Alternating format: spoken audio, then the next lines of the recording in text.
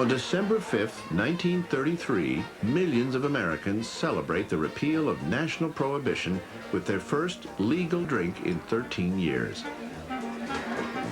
But illegal liquor keeps a strong foothold in America.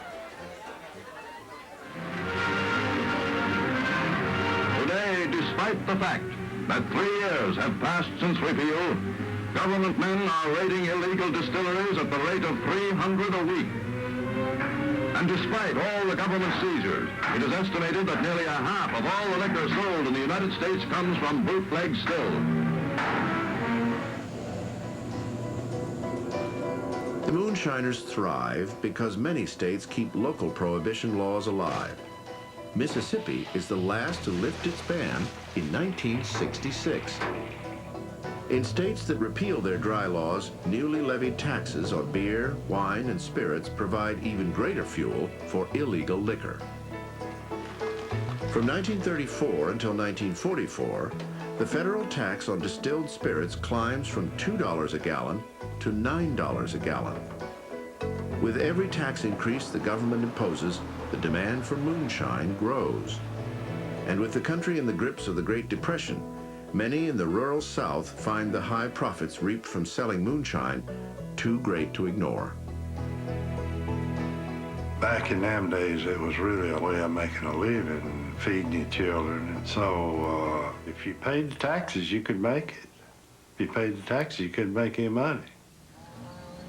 This is Junior Johnson. In the late 1800s, his family settles here in Wilkes County, North Carolina. They immediately begin moonshining.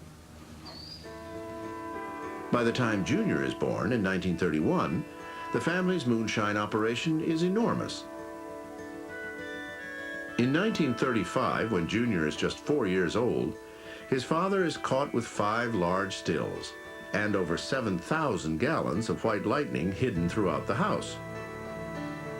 When they caught him with the house full of whiskey, you couldn't get to the beds and get in the beds without crawling over top of it. Junior's father is imprisoned 5 times in his life for moonshining, but that does not stop him from recruiting his youngest son. Junior begins helping his father at the still site when he is only 14 years old.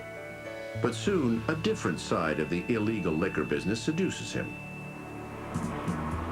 When he is 15, Junior hits the road and becomes a moonshine hauler. Thriving on danger and speed, moonshine haulers soup up cars, load them with white lightning, and try to outrun the law. They race through the dead of night at speeds as high as 150 miles per hour. A lot of people didn't know how to drive a car or scared of a fast car. Stayed in the manufacturing side. You had to be aware that you was taking a big gamble when you left out. It was more dangerous. You took a chance on wrecking and killing myself or killing somebody else. Despite these dangers, Junior embraces the thrill of the chase. He typically leaves at 11 p.m. and makes up to 5 runs until sunup. Junior earns as much as $500 a night. Junior Johnson's car of choice is the 1940 Ford Standard, an ideal liquor car because it can carry 22 cases or 120 gallons of white lightning at a time. But the Ford's modest 80 horsepower engine isn't powerful enough to help moonshiners outrun the law. So the haulers become mechanics. If you understood the engine and you could put the horsepower in that you need to put in it, then the revenuers did not have a chance of catching it. The moonshine haulers head into their shops and modify the Ford's engine. When they've pushed it to its limit, they replace it with a more powerful engine. This is what you call a flathead Ford, and that's pretty basics. If you want more speed in an engine, you go to this car here, and it has overhead cylinder heads. The overhead valve cylinder head is a tremendous gain as far as horsepower is concerned. Overhead valve cylinder heads increase the size of the combustion chamber and can double the amount of horsepower an engine produces. Carburation is another place you get a lot of gain. If you want to get more power beyond that, you go to a turbocharger or a supercharger.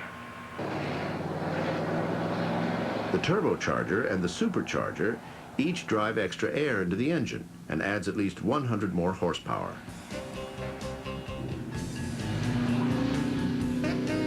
As time went along, here comes the big V8s.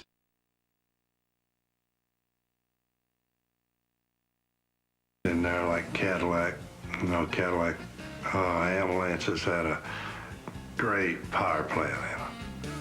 In 1950, Cadillac introduces an 8-cylinder, 200 horsepower engine for ambulances. It is a moonshine hauler's dream. As quick as you bought a 44, just snatch the motor out and lay the Cadillac in it. And you could take that thing and modify it and supercharge it. That thing would run so fast you couldn't focus on the road. As bootlegging booms, another high-speed, action-packed world quickly attracts many of the moonshine haulers.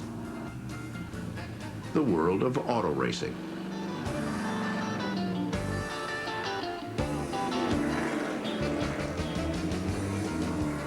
In 1947, stock car pioneer and promoter Bill France Sr. establishes the National Association for Stock Car Racing, or NASCAR. NASCAR's inaugural race is won by Glenn Dunaway. He drives a bootlegging car that had been used to haul White Lightning only a week earlier. Throughout the early days of NASCAR, moonshine haulers provide some of the fastest cars and many of the best and most exciting drivers. There was a lot of bootlegging people involved in racing when it got off the ground. And if anything boosted it and made it successful, I would think you had to give the bootlegging people a big part of the credit for it. A young Junior Johnson finds his way to the stock car circuit in 1950. Fans quickly fall in love with the moonshine hauling daredevil driver and nickname him the Wilkes County Wild Man.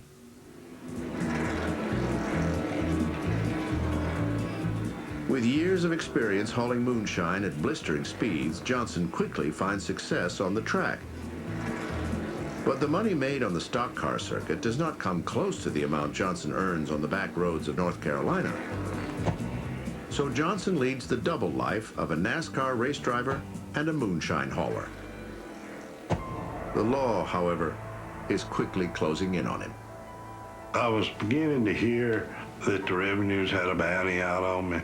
You know, for enough money, you might get somebody to run their mouth. In 1956, Junior Johnson signs a NASCAR racing contract with the Ford Motor Company. 3 weeks later, the revenuers finally catch up with him. Not on the road, but at his father's still. My dad asked me to go in and fire his still up for him, and I did. And I'd do it again if it was today, because I had a lot of respect for my dad. I did what he told me all my life, plumb on after I got grown.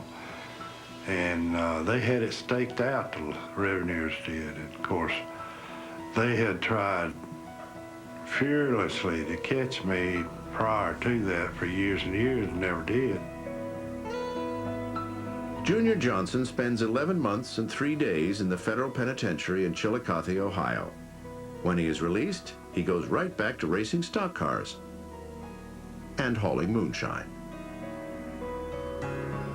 Moonshining is something that kind of gets under your skin, and you'd almost do it for nothing.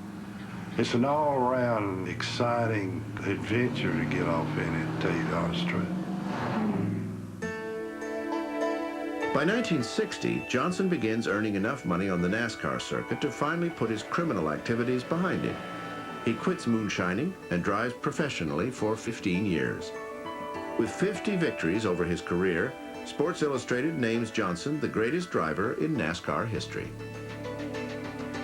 But Johnson's criminal record plagues him, and after lobbying for more than a decade, he receives a full and unconditional pardon by President Ronald Reagan in 1986. Today, NASCAR is the largest spectator sport in the United States. And it all began with some good old boys hauling moonshine, trying to outrun the law. I really think the fastest car I ever drove was a bootlegging car.